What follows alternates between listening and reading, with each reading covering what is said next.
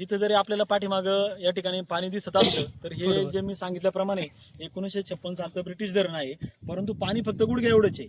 आता जे पाणी आहे हे तोंडाशीच आहे, पाण्याची पातळी खाली गेलेली आहे, याच्यामध्ये पाणी पुरत नाही. परंतु या धरणातला जर पूर्ण गाळ काढला गेला, यासाठी याच्या आधीच्याही भरपूर कार्यकर्त्यांनी प्रयत्न केलेत.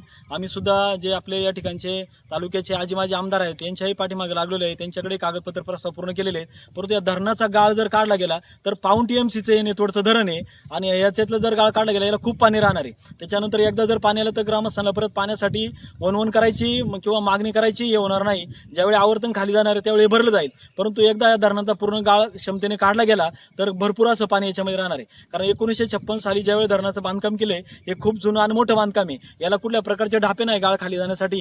तर पुष्पावती नदी जी हरिश्चंद्रावरती उगम पावली तिथपासून काही माती असेल, कडच्या जमिनीची माती असेल, पुरामध्ये वाहून आलेले लाकडे उंडके वगैरे असेल, अशी बरीचशी घाण जी वाहून आली याच्यामुळे धरण पूर्ण गाडले गेलेले आहे. आपण या ठिकाणी पाहतोय आमची बऱ्याच वर्षापासून नेतोड ग्रामस्थांची मागणी आहे, परंतु ही मागणी पूर्ण होत नाहीये. तर माझी पुन्हा एकदा तालुक्याच्या प्रतिनिधींना विनंती की आमच्या नेतोड धरणातला गाळ काढावा. 1 वर्ष आम्ही बागायत करणार नाही, परंतु 1 वर्ष आम्हाला जर गाळ पूर्ण काढून दिला तर भविष्यात आमची पाण्यासाठी कोणत्या प्रकारची काळजी राहणार नाही, चिंता राहणार नाही. या धरणावरती बरीचशी 4-5-6 गावं अवलंबून आहेत. अगदी पिण्याचं पाणी असेल, जनावरांचं पाणी असेल, शेतीचं पाणी असेल, तर आपला पूर्ण भाग बागायती आहे. परंतु पाणी हे धरण उशाशी आणि कोरड घाशाशी अशा पद्धतीचं काम झालेलं आहे.